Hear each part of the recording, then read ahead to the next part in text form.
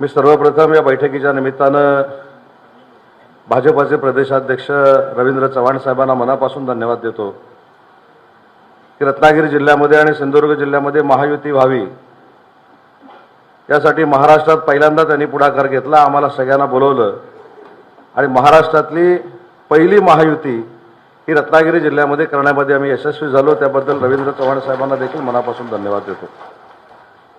आणि दुसरे विशेष धन्यवाद देतो खासदार नारायण राणे साहेबांना की त्यांनी देखील महायुती झाली पाहिजे आणि महायुतीनंच आपण सगळ्यांनी लढलं पाहिजे अशी आग्रही भूमिका घेतली आणि म्हणून आता सिंधुदुर्गाची देखील युती ही अंतिम टप्प्यामध्ये आलेली आहे। त्याच्यामुळे भाजप शिवसेना ही नैसर्गिक अलायन्स आहे आणि अजितदादांच्या सहकार्यानं महायुती म्हणून आपण काम करतोय।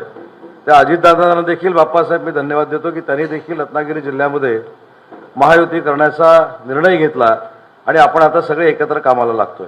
हॅलो सिंधुदुर्गला लाईक करा, शेअर करा, सबस्क्राईब करा आणि बेल आयकॉन दाबायला विसरू नका।